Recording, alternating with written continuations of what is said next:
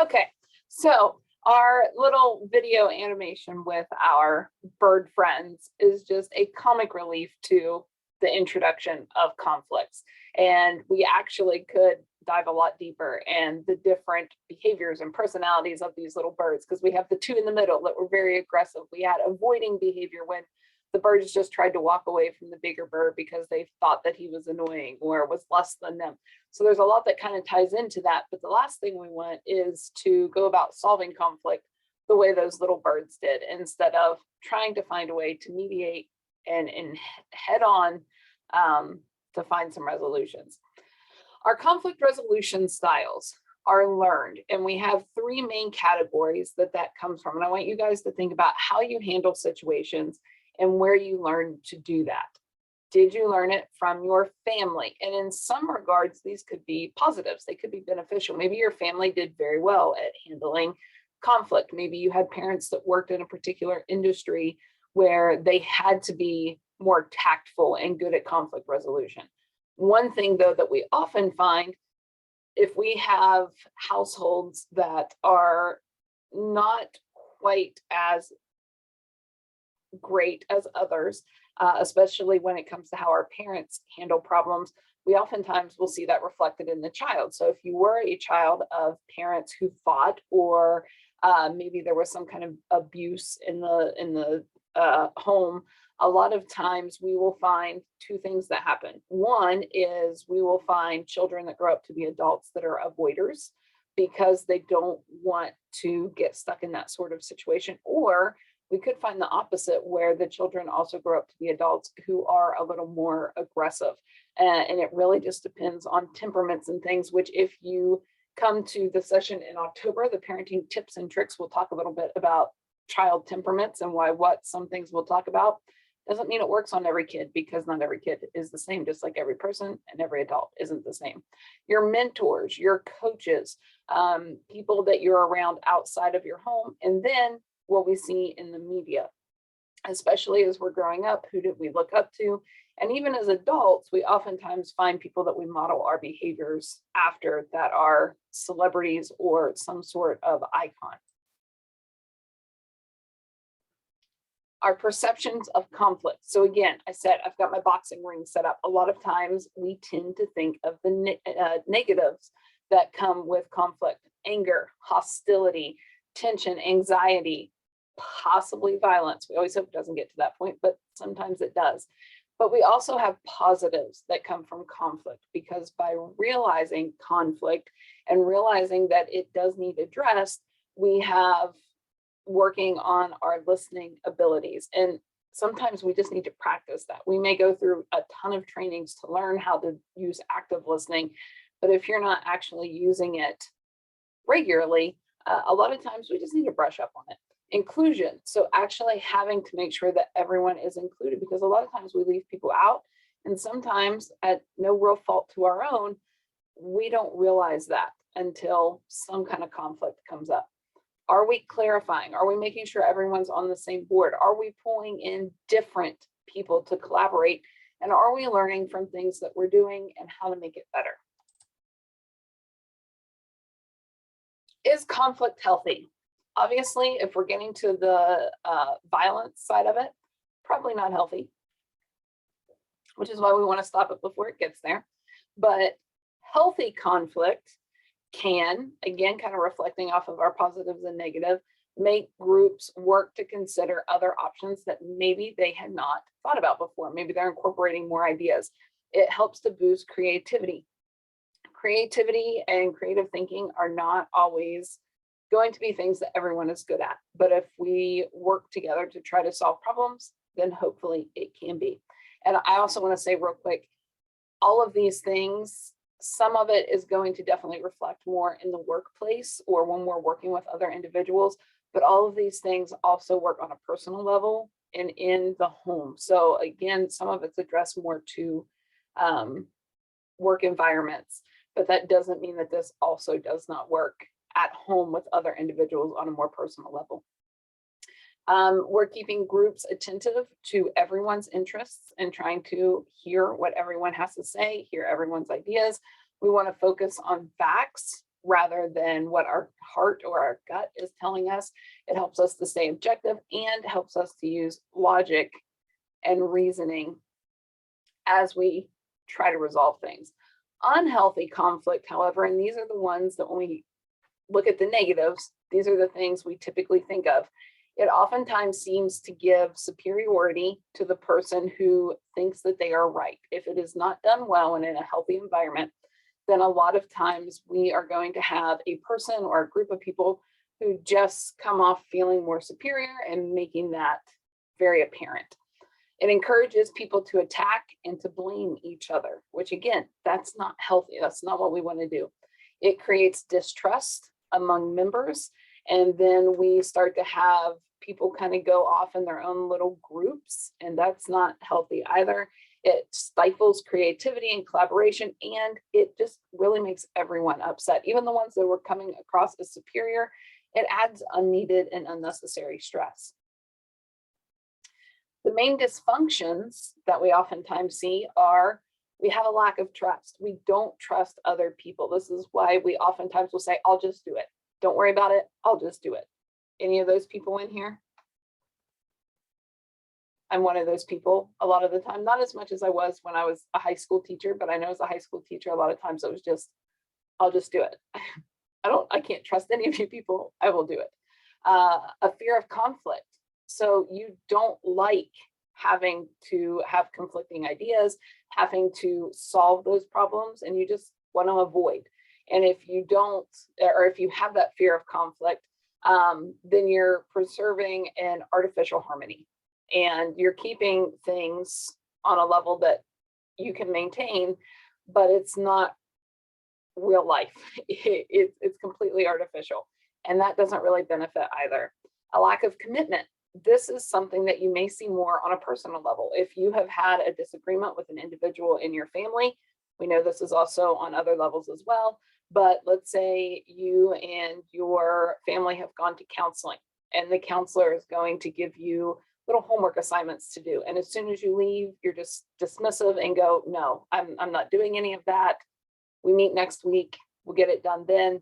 If you're not willing to stick to a plan that's set up to help you reach your goals, then a lot of times it's going to end up with more conflict. So a lack of commitment, no accountability. And that also goes for placing the blame on everybody else. So it's never my fault, it's somebody else's fault. And when everyone's doing that, nothing gets done. We're just placing the blame on others. And the last one is no follow through. We work to solve a problem, but no one actually takes the lead and no one actually follows through. And that kind of works with commitment. But we're looking at a collective success. So we want everyone to work together to be able to solve the problem that we're looking at. Now we're going to look at our 5 conflict resolution styles, and we're going to look at those documents that I sent out on Friday. The biggest thing to know before we get into these, because there's pros and cons of each, and every time you find out what your animal style is or what your communication style is, and every time someone's like, oh, that's not good, none of them are great. That's why we need a little bit of everything and why we need to learn how to shift our thinking and working with others so that we're able to compromise and we're able to have a better conflict resolution outcome. So no style is better than the other. However, things to take into thought as you're looking at your results. Number one, your life experiences are going to oftentimes shift you one way more than the other. Your culture and how you've been brought up, where you've been brought up as far as where you live. Are there any cultures or maybe religion, things like that that would affect it? Gender norms. Granted, we're not stereotyping, but normally gender does play a part into where we are. And then employment types. A lot of times you have probably done one of the assessments of which job is right for you. I know we did it when we did like the ASVAB testing in high school, just to see where we were at and what jobs might work for us. A lot of employment types and people that work in certain fields are going to score relative to one another on this scale.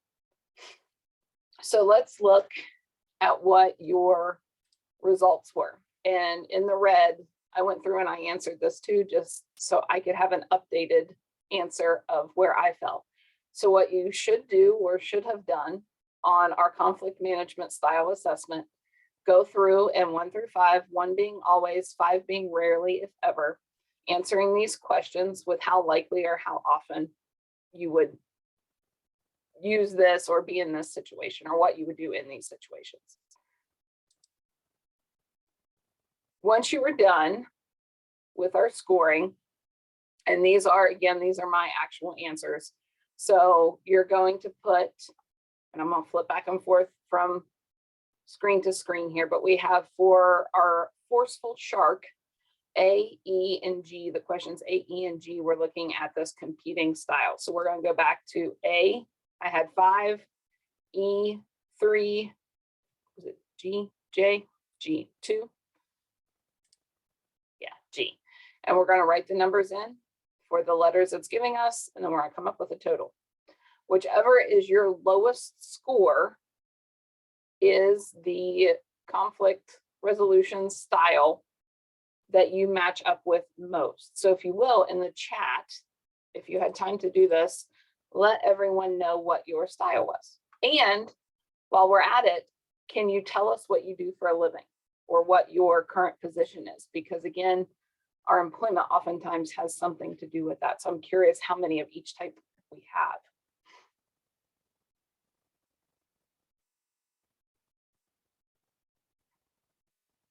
Mine was an owl. I had 4 for owl, and then 6, 7, and 8. My turtle, teddy bear, and fox were all very, very close. And least is forceful shark, which I was not surprised by that at all. Okay, we've got a fox, owl, fox,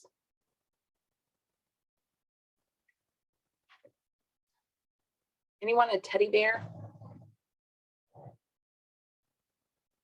Normally when we do these, everyone's like, I don't want to be a teddy bear. I don't want to be a shark. Those are the two that everyone always is like, those just sound bad. They're not necessarily bad if we know how to use them. If you hadn't done this yet and you're doing it now, absolutely fine. So we're going to go through, and I'm going to quickly go through our animals. These were also at the bottom of that assessment tool. So our turtles, if anyone is a turtle, and some people might be a turtle in some situations more than others, especially, again, a lot of times in these slides, we're looking at work environments, but a lot of people are a lot more avoiding or forceful when you're in personal situations. And we'll look at that a little bit here in a few minutes. But if we're avoiding, or if we're a turtle, we don't have a ton of personal goals. We tend to avoid having personal goals because we're doing what others want us to do. We're passive. A lot of times they only end up with a lose-lose situation. So you're not gaining anything, and the people that you're working with also are not gaining everything that they could be. They're oftentimes uncooperative and mainly unassertive. So it doesn't mean that you're not interested in solving the problem. It just means that you're stepping back, you're passive, and you're kind of letting everyone else go about their solutions. And a common thing we would say is conflict. What conflict? I'm good. I'm fine. You're probably the people that constantly say, I'm fine. I'm fine. I'm good. A pro to being a turtle is that you're probably going to maintain relationships that would be hurt by conflict, especially conflict resolution. But we also have to look at, is that really a pro? What kind of relationships are we preserving where we're not making a voice heard? And then a big con is conflicts remain unresolved, and oftentimes it leads to people walking completely over top of the turtles. Times when being a turtle might be beneficial. So when it's just dumb issues, when it really does not matter, is it worth putting yourself into that conversation or that argument? Think of things you see on social media. Is it worth posting a comment? Probably not. Is it going to make a difference? Probably not. Those are the trivial issues that being a turtle probably is not a bad thing, and things we can learn from turtles. Confrontation may hurt a working relationship. So again, if it's a big issue, it's going to need addressed. But if it's not a huge issue, and if it really is going to hurt a working relationship, is it something that needs addressed? Or possibly, is it something that needs addressed right now? It may be something that eventually, yes, it's going to have to be addressed. But can we find other solutions to get through the current, maybe messy period that we don't want to hurt a relationship? When we need more information, there's nothing wrong with stepping away to collect more information instead of automatically having an answer or words to say. And then when others can more effectively resolve the conflict, maybe you're not the most experienced person in this resolution. Maybe there's someone else that can better lead the situation. And in that case, stepping back a little bit is probably not the worst thing. Lions, or our sharks, depending on which assessment tool you use, those two go back and forth. Same as teddy bears. Teddy bears are sometimes chameleons if you look at other assessment tools. Chameleon may sound better so that you're not a teddy bear, but I like teddy bears. So our lions are competing. They're highly goal oriented. They probably have a checklist, and that is their main concern, getting everything checked off, getting everything done that they have to get done, because relationships to them are a lower priority. Most of us at some point in time have probably had a supervisor who has been in this category, because it happens. And when we look at different, oh, Rebecca was a teddy bear, yay. A lot of times when we look at those different industries or different occupations, the people who are higher up the food chain, literally with our lions, are going to have lower relationship value. There's no hesitation for aggressive behavior. Most of the time they're also uncooperative, just like our turtles, but because they're more stubborn. They come off sometimes as threatening or more likely intimidating. They need to win, even though a lot of times it's a win-lose situation, because they oftentimes get their way, but not in a healthy manner. They're going to do it their way or not at all. A pro of this is if it is the best decision, it can result without the time it takes to work through step by step and have a compromise. A lot of times these also might be a pro if it is, I think it's on our next slide, if it is a crisis situation. So if someone needs to take the lead, someone who's in a lion position would be the best to do that. Although it does that, our con is that it breeds hostility and resentment. They're not going to have a lot of friends. And again, most of the time up front, that doesn't bother them. When it can be good to be a lion, our conflict involves personal differences. So if there are personal differences and it's not goal-oriented, it's not to the topic at hand, being able to avoid those personal differences in a decision, lions are better at that than, say, our teddy bears or our owls, or sometimes even our foxes. Fostering relationships is not critical in the item at hand. There are some workplaces, probably not as much personally, because personally there's always going to be some kind of relationship tie. But if it is in a workplace where those relationships are not critical, then this could be okay. Others may take advantage of non-competition. So if there's not competition in there, being able to step forth and kind of take control, this is vital. There it is, in a crisis situation and when implementing unpopular decisions. So when something new rolls out in a business, again, why our managers and supervisors a lot of time reflect more of a lion, because they have to be able to do that. It's part of their job. Here's our teddy bear. So our teddy bear, this is our accommodating. And again, my turtle and teddy bear and fox were all very, very close, because I do a little bit of all three of these. We have an emphasis on human relationships. So we want to keep strong relationships with people. That's very important to us. And in order to do that, a lot of times teddy bears will ignore their own personal goals and put others' needs in front of theirs. They sometimes will bend the rules. They resolve conflict by giving in to others' wants. They're fairly unassertive, but unlike our turtle and lion, they are cooperative. They will work in resolving things, but they don't always speak their side of things. They also have a win-lose situation, but in this case, they're the ones that lose. They have a winning side and things get done, but oftentimes it doesn't benefit them like it would some of the others. And they're more likely to go along and say, whatever you say, whatever you need, that's what I'm doing. Our pros, they're going to maintain relationships and they will probably have pretty strong relationships, but sometimes that can lead to resentment. Our con is giving in is not always productive. And oftentimes it will lead to being taken advantage of. You're the person that people know that they can kind of walk all over, but in a productive manner, unlike the turtle. Times where teddy bears are good. Maintaining relationships is more important or outweighs other considerations. I cannot talk today. Other considerations that we might need to consider. Suggestion and changes are not important to the person that's accommodating. They have whenever you're minimizing losses. So again, they're not actually going to lose very much. They're there to accommodate. And when there is limited time, and harmony and or stability are of great value. So when we need to keep that harmony in things, or if we have a limited amount of time to do it, being able to give up our needs in order to reach common ground, teddy bears and teddy bear style is good for that. Then we have our fox. We had several in here that were foxes, right? Too. Our foxes are compromising. So being able to compromise, and they're the ones that will say, I'll give you this if you give me that. So they're going to work to find middle ground, but they're balancing to concern goals with relationships.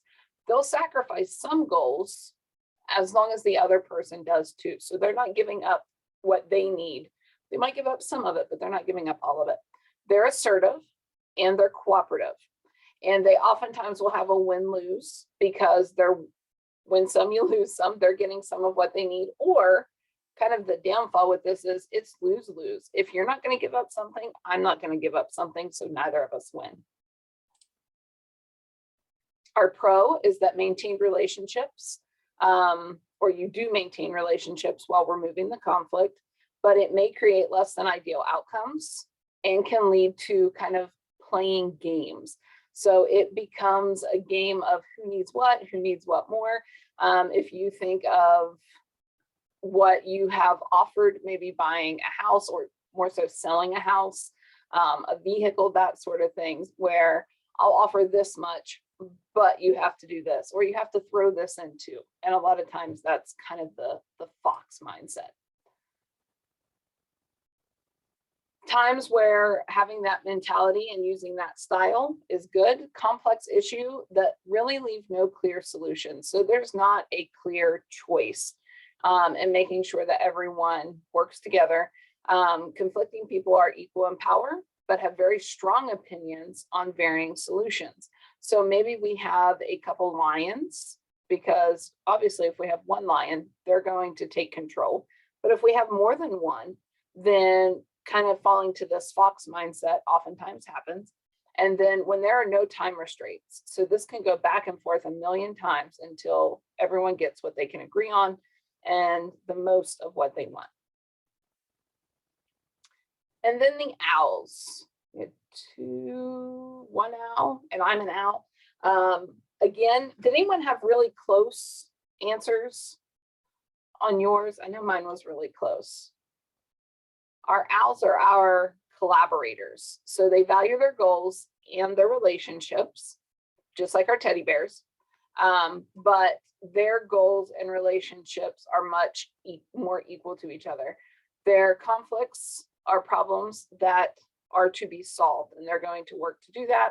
And a lot of times they're agreeable to all sides, and they work to listen, and they work to have a win-win where I can get what I need, but not what I want. So what needs to be done and what's the best choice. So my preference is, what's your choice?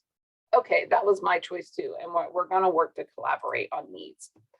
Pros, both sides get what they want with as few negative feelings as we can manage. However, this also takes the most time and the most effort, which is not always possible in the workplace or on a personal level. In an ideal world, it would be, but times when this is positive. Maintaining relationships is important, but also making sure you don't get walked over. Time is of no concern. Peer conflict is involved. So again, those personal conflicts, Al tends to be our better choice. Trying to gain commitment through consensus building. So we said one of the things why conflict resolution doesn't work is because there's no commitment. So we want to gain commitment. And then when there's merging and differing opinions, we want to work to make sure everyone's heard, including ourselves, and work to find an answer. And just like before, most of you probably had pretty close numbers between different categories. And as a whole, yeah, I was looking at what you guys put for your employment.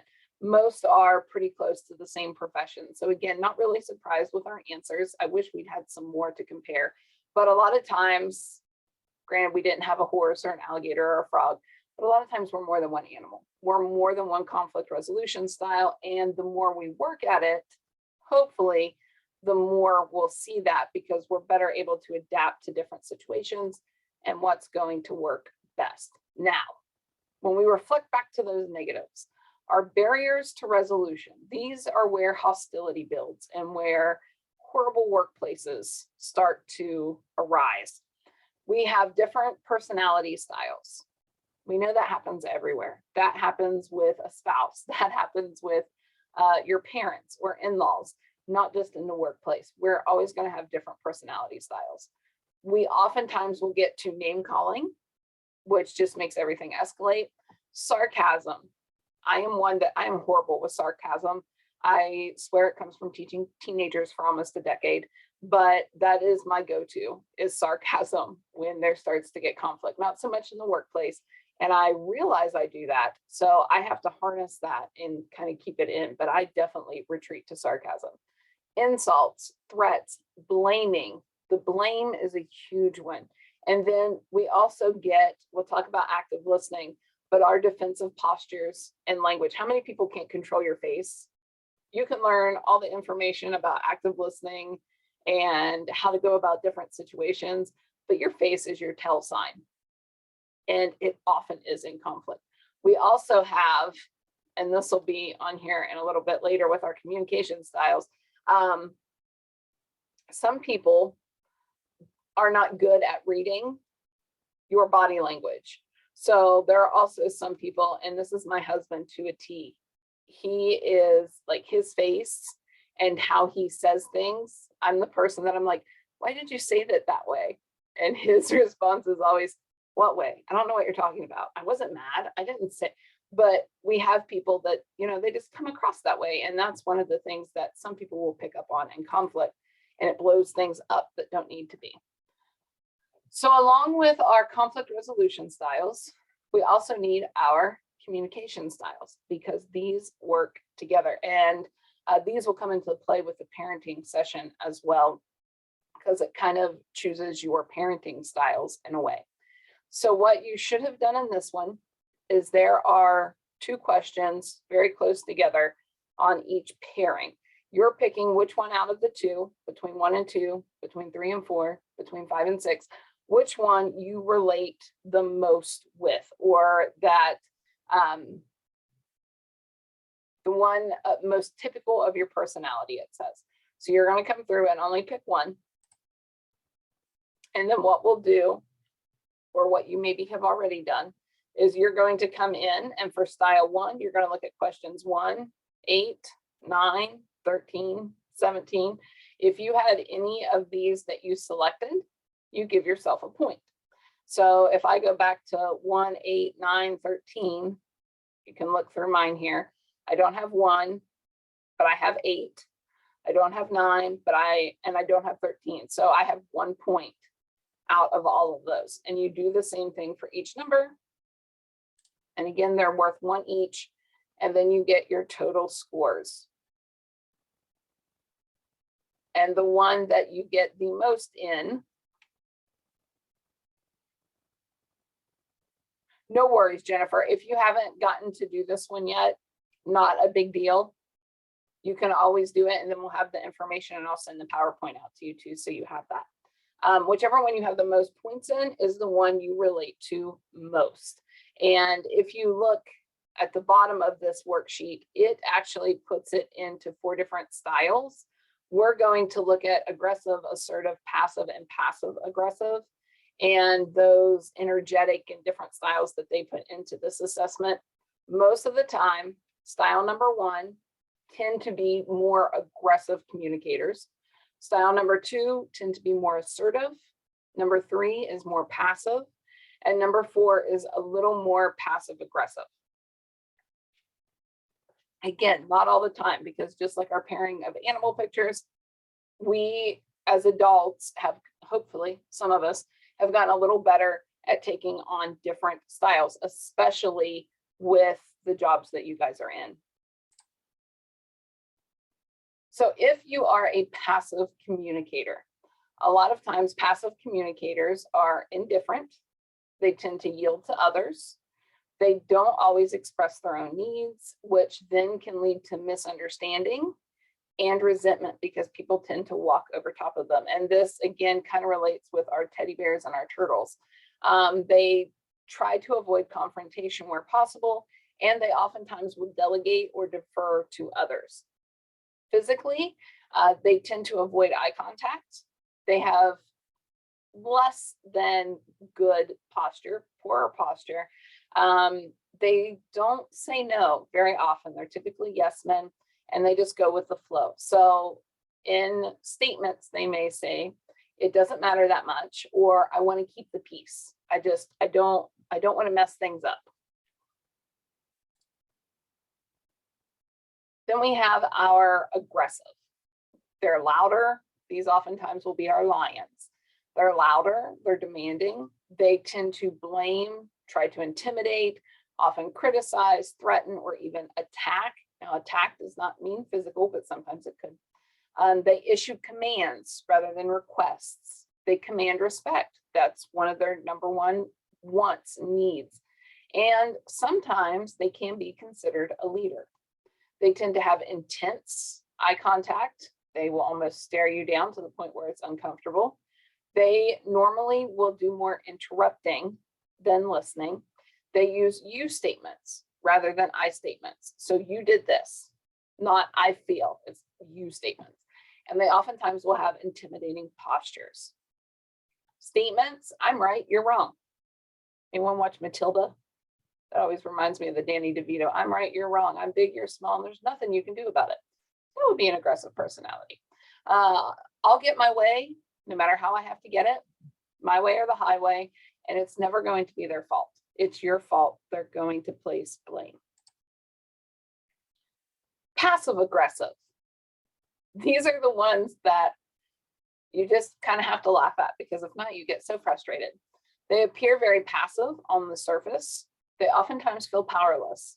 They have resentment that is going to vent. Sometimes these will be passive and then they get to passive aggressive. They have resentment that leads to acting out, normally in very subtle, indirect, or even secretive ways.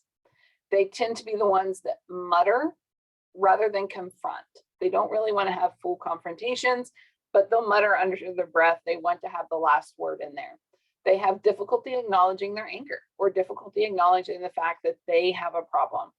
They tend to appear cooperative, but they're normally not as cooperative as you would like. They're aware of their needs, but they don't voice them. These are the people that use facial expressions that don't show how they feel. So they're good at masking, essentially. They communicate with body language and lack of open communication. These will be the people that would give you the silent treatment, or that would avoid you. Statements, it's fine with me, but don't be surprised if they get mad. So they're going along with it. They're agreeing, but they're also going to put in those little statements or muttering, voicing something where they don't agree. Sure, we can do things your way, and then they say something under their breath, even though it's stupid, or even though it didn't work last time. These are our passive aggressive personalities. And then we have assertive, which this is what I got. And maybe this is more me now, but I feel like I haven't always been this communication style. They're usually the most effective. They're open and tend to be less overbearing.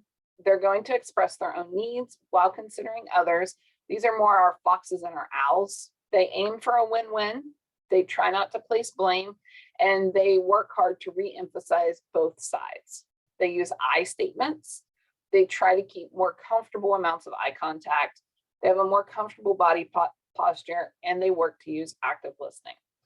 I realize that I have choices in my life, and I consider my options. We are equally entitled to our own beliefs and feelings. So, you're entitled to your opinions, and I'm entitled to mine. If we look on these, just like the conflict resolution styles, this one sounds the best, right? I would think so.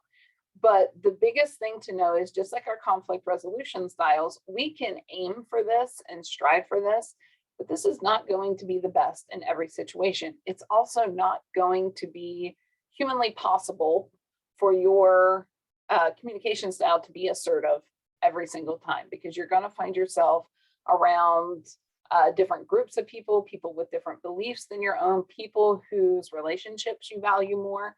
And there might be times where you have to be more passive, hopefully not as passive aggressive. And there may have to be more times where you have to be a little more aggressive. So knowing what these styles are and being able to use them and change them and fit into them a little bit is going to be your best option. So changing your style. Once we know our conflict resolution skills, we can work to change them, to better them. However, if our communication style still sucks, it's not going to matter, because changing how we do things, but not sounding like we're earnest and like we're actually trying to do that, is not going to accomplish anything. You also have to be aware, and this oftentimes happens more in those personal dilemmas, where if you come out of the blue and you learn how to be more assertive and you're trying to use I statements and talk about, I feel, and people aren't used to you doing that, then a lot of times you may get laughed at. Think about the people that you know. Why are you talking like that? Why are you doing this? So you might have a hard time establishing that new communication style whenever conflicts arise, especially at home or with personal matters. So when we're trying to manage conflict, here's some of the biggest things to work on. Number one is learn to listen. And we're going to look at what active listening looks like. We want to be able to empathize. That doesn't mean giving excuses, but you really have to think about putting yourself in the other person's shoes and coming across as being empathetic. Okay, that doesn't mean you're agreeing with people. That doesn't mean that they made the right decision or that you're still not going to work together, but we need to be able to empathize a bit. We want to paraphrase, and that kind of goes into active listening. When they're stating their needs or their concerns, we want to be able to put that back to them. So you're wanting this, correct? Did I understand that correctly? Ask questions. If they have concerns, if they're stating what they need, well, why are you wanting that? How are you going to do that? How could we do that? How could we do that while still doing this?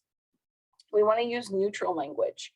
We don't want to belittle someone. We don't want to come across as threatening. So we want to be neutral. We want to say yes, not yes, but, because then again, we're belittling someone. We're not taking their considerations as seriously as we should. We also, as long as this does not stress you out, if you're one of those people that this really stresses you out doing it, maybe don't do it. But try practicing difficult discussions ahead of time. Maybe that can be working with a friend or a coworker, just to kind of talk things out, not necessarily doing 1,000 different ways that something could end up, but just kind of going through what are your points to get across and what do you need to listen to or be aware of. Our active listening. This is one where some people are just born good active listeners. Some are not. Some need to practice. Some also think they're very good at active listening, but if you've ever talked to them, they're over animated or I think they think they're just doing a better job at it than what they are. So number one, we want to actually pay attention. Part of active listening is actually listening. And in order to do that, granted, some conversations, some conflicts, you're not going to care as much about, but finding a way to pay attention. And that might be where that repetition comes in, where you're not just listening to 10 minutes of someone talk, but you're making it conversational. You're making it a two-way street, which a lot of times will reduce tension. Withhold your judgment, being empathetic. Don't let it show on your face.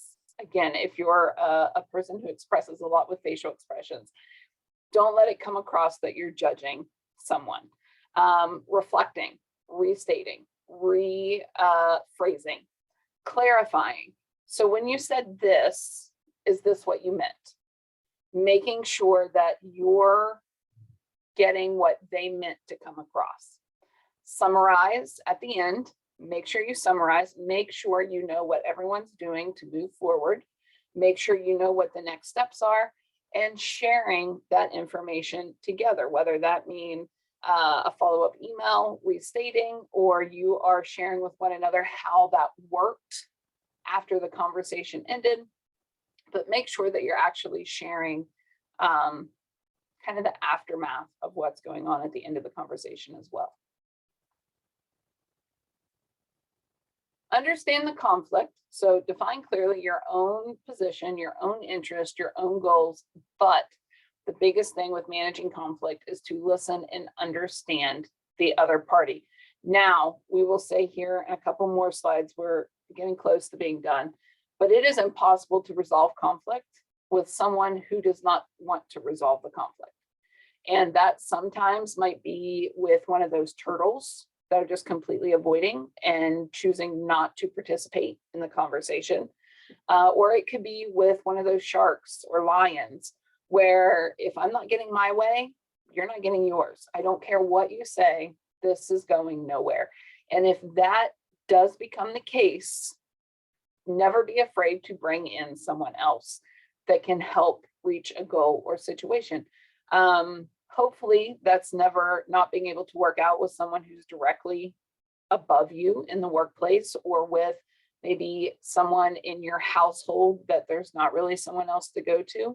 But unfortunately, we do run into those conflicts sometimes. So being able to reach out to someone else to help kind of be a middle ground is okay to do. You don't have to do it by yourself if you can't. So when we're resolving our conflict, we want to communicate with our opposition or with the other individual using comfortable eye contact. Don't stare them down if you're face to face. Suggestions, looking over a shoulder, looking in an ear instead of directly in the eyes, just to break things up, looking down at a shoe, looking somewhere with purpose, especially if it becomes obvious that, oh my gosh, I've been staring at them for 3 minutes and I haven't looked away. I need to look somewhere else. Don't get too locked in. Gesture toward the person or as a whole group that we're a team, not pointing or completely leaving them ostracized with gestures. So making sure we're incorporating the whole group to make them feel included. Don't dominate the conversation and don't interrupt them. Let them finish. Now, most of you probably know someone that could talk for an hour if you let them. In that case, you might want to use one of those rephrasing points. And a lot of times that will bring it back to topic so that maybe you have a chance to speak. Make sure you ask your questions for clarification.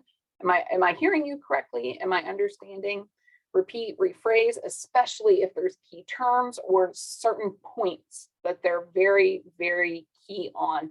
Make sure that you're repeating those and rephrasing those. And then speak on interests, why things are better for people to do things one way or the other, not your position on it. Because we're wanting to work with the other people. We're not wanting to make it all about you or all about me. We're wanting to speak on what's best for everyone, or what's best for the group, or kind of a buy-in of how we're going to work together. And you want to speak on those interests. Once you've talked, once you've communicated, then we need to brainstorm. We need to come up with common interests. so that we can reach a goal that hopefully will benefit us both. So also, along with common interests, come up with as many alternatives as possible. If this doesn't work, we could do it this way. If these people don't agree to work with us, we can do this. If it's a personal basis, if we can't find someone to watch the kids, then maybe we could do this instead.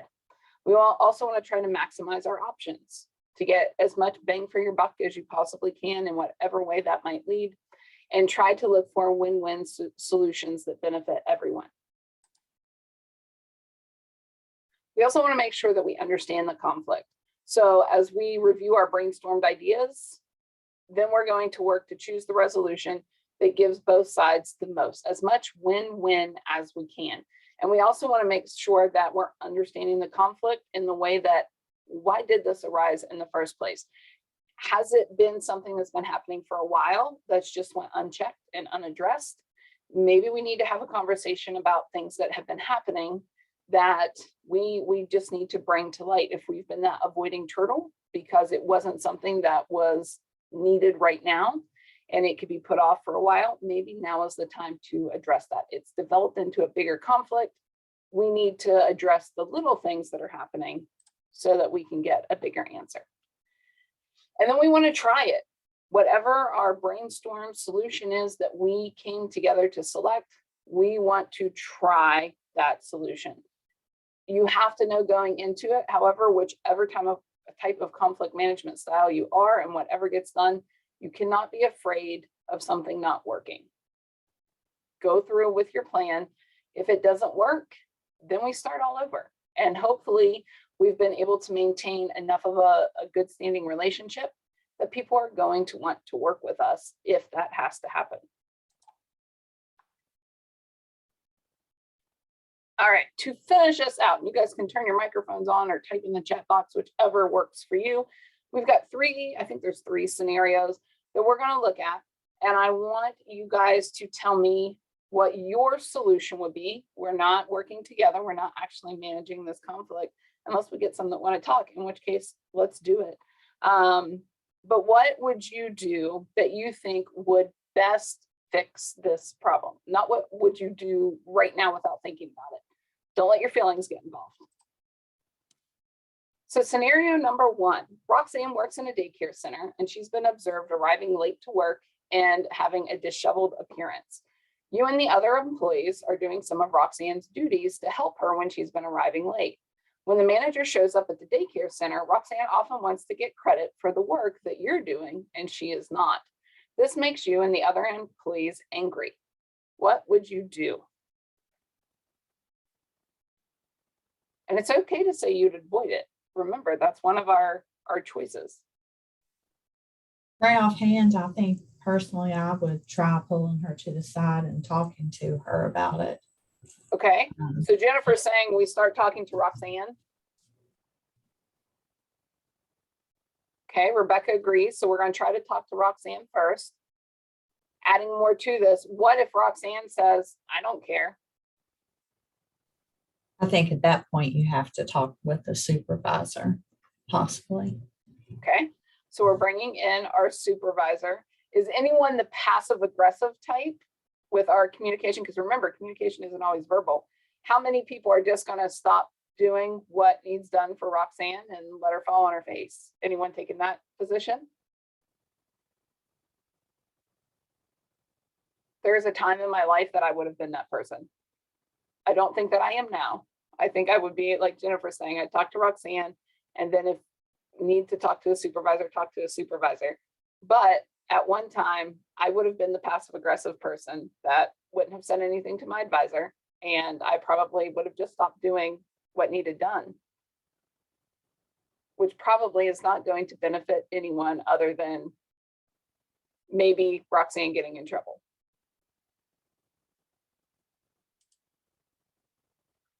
Two, your good friend told you that they needed to cancel your plans. And if you guys are as old as I am or older, sometimes that's not a bad thing. I don't mind sometimes when people cancel plans, but later that evening, you see pictures that they're posting on social media of them hanging out with others in your friend group. What would you do? Knowing me, I'd probably comment on the post. Okay. All right. So make a comment. Oh, What's everyone else think? Would anyone just avoid, like, pay no attention to it and just go on with things? Because when we're looking, Roxanne, we probably don't have a relationship with Roxanne in the last scenario, other than a working relationship, but that doesn't seem like it's very good. But in this case, if it's your good friend and we want to maintain that relationship, or we have to worry about that relationship, what would you do?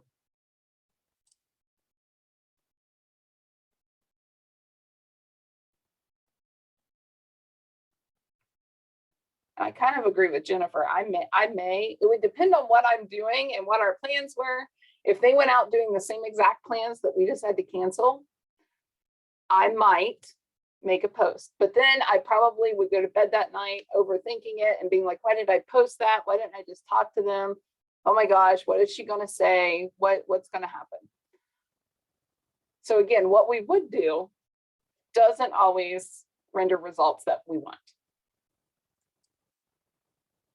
Number 3, you and your partner have both been under significant stress at work. You spent 2 hours making a meal.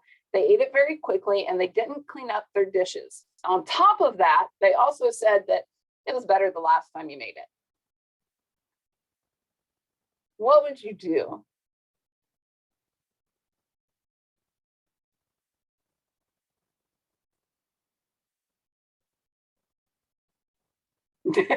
Rebecca, never cook again.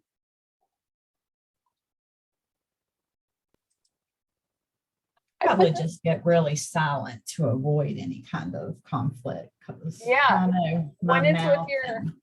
When it's with your significant other, how many are going to do that passive aggressive silent treatment? Yeah, a lot do, especially when it's your significant other or it's someone you're living under the same roof with, because we know that there is a relationship there that we're trying to maintain. We have to think about how we're going to come back from it. And it also may not be, some may flip out right on the spot, because that is, that's our temperament. That's our way of handling things. But we also know that we're going to have to sleep under the same roof with them that night. So is it one where you're going to need to take time? Are you just going to avoid? How long are you going to avoid? Are you ever going to talk about it? Is it going to fester and fester until you blow up at the person in a week or two? So they're all conflicts at different levels with different levels of relationships, with different things that went on. And all of them hurt our feelings. All of them are differences of opinions, what starts to fester in those conflicts. But all of them have to be handled in either a professional way or a way that is probably going to maintain some sort of relationship, where we couldn't just be the lion.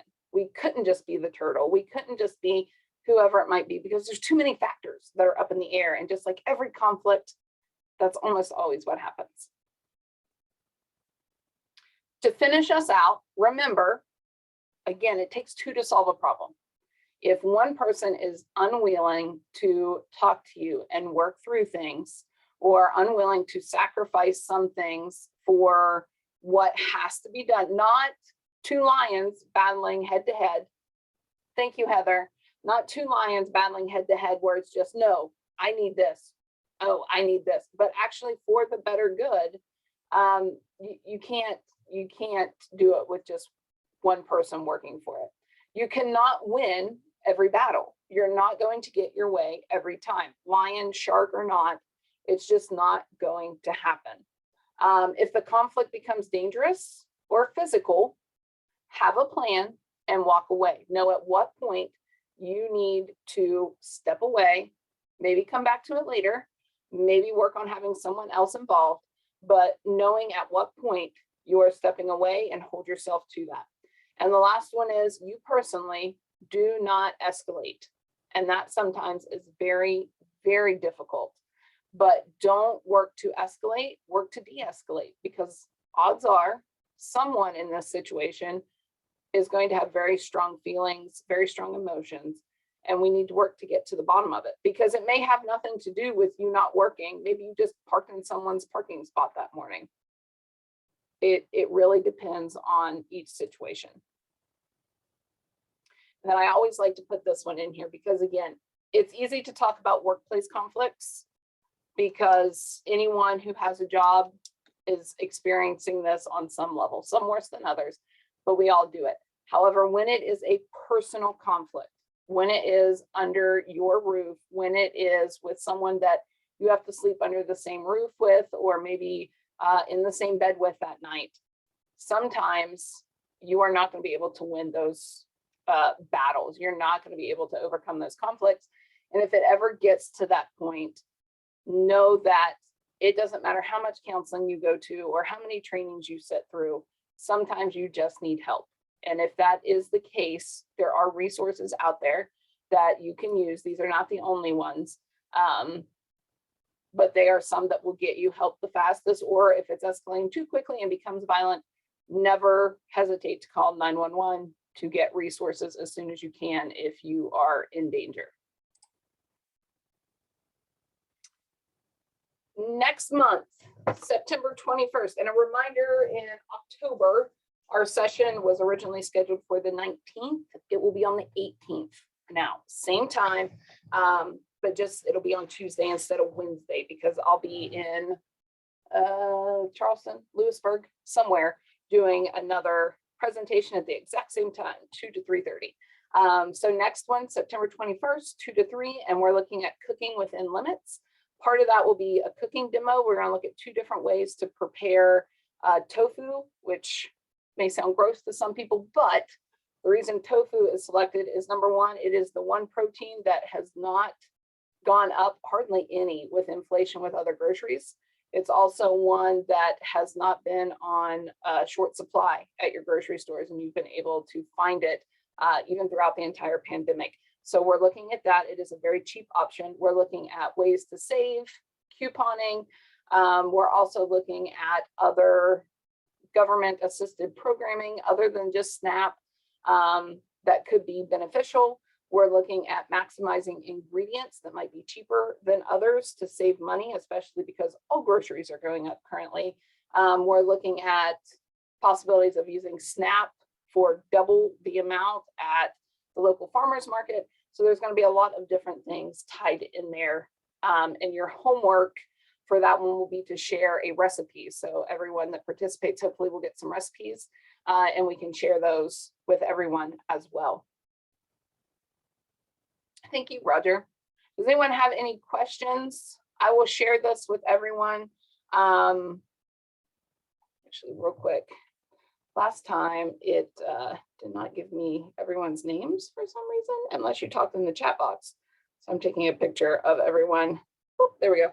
That's still in here, and I think I can remember everyone else's names. That way I know everyone gets the presentation. And if you don't, reach out to me and I will send it to you. But otherwise, I will hopefully see some of you back in September. Thank you. Thank you.